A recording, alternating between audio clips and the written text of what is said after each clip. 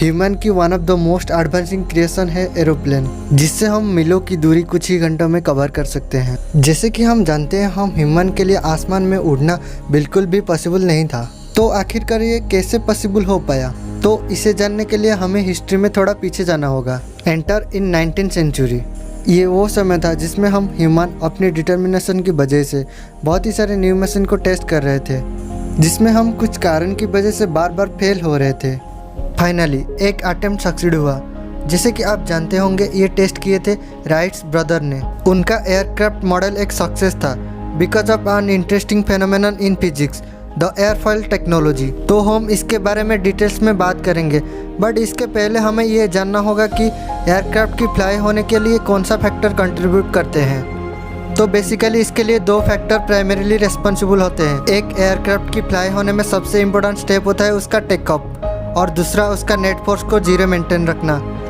तो Wright brothers के पास उसका जवाब था। उन्होंने ऐसे विंग्स बनाए यूजिंग द एयरफॉइल टेक्नोलॉजी, जो यूज करता है Newton's third law of motion aircraft को बैलेंस करने में। मोस्ट इम्पोर्टेंट पार्ट्स होता है एक एयरक्राफ्ट के लिए उसके विंग्स।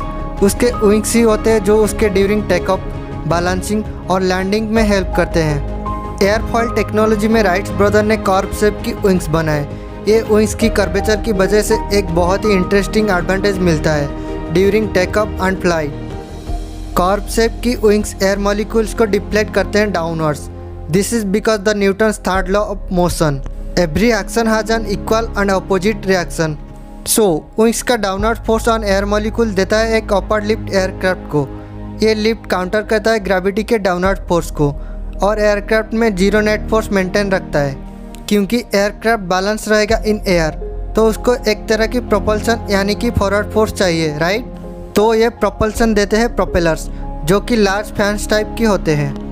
ये बेसिकली एयरक्राफ्ट को फॉरवर्ड एक्सीलरेशन देते हैं। तो ये था बेसिक मॉडल राइट ब्रदर्स के प्लेन का।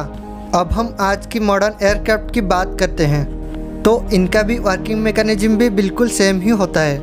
हाउएवर इनके विंग्स बहुत एरोडायनेमिकली एडवांस होते हैं और सिस्टम कंट्रोल होते हैं for various functions. So let's have a look. एक एयरक्राफ्ट को प्रॉपर्ली फ्लाई होने में, जैसे हमने डिस्कस किए, सारे फोर्सेस की बैलेंस होना जरूरी है। तो जैसे ग्रेविटी और लिफ्ट फोर्स में बैलेंस होना चाहिए, वैसे ही प्रोपल्सन और उसके ड्रैग फोर्स में बैलेंस होना चाहिए।